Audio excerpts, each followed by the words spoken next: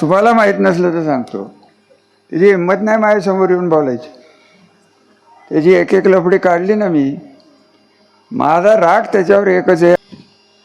10 वर्षापूर्वी 15 वर्षापूर्वी विद्यानगरच्या एका मुलीचा मला फोन आला.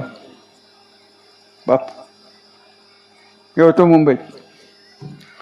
कोण बाळ तू? काय नाव बिव सांगितलं नाही. का मला फोन केला? Direct phone. मला तसं महिला वर्ग आपल्याकडे ग्रामीण भागात कधी डायरेक्ट, आजकालच्या मुली धीड झाल्यात ते करतात. ही मुलगी मला म्हणाली की हा जो XYZ आहे त्याच्याकडे मी गेले होते, मी नोकरी मागितली. पुढचं काही सांगायची गरज आहे?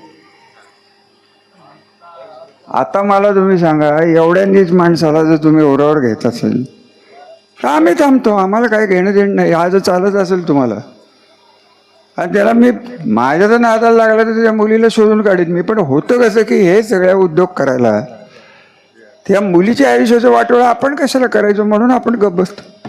शेवटी आपल्याही घरात मुली आहेत, मलाही मुली आहेत, तुम्हालाही मुली आहेत, बहिणी आहेत, आई आहे, बायको आहे, आजी आहे, सगळंच. त्यामुळे त्यांनी जर वैयक्तिक बोललं तर मी वैयक्तिक बोलणार.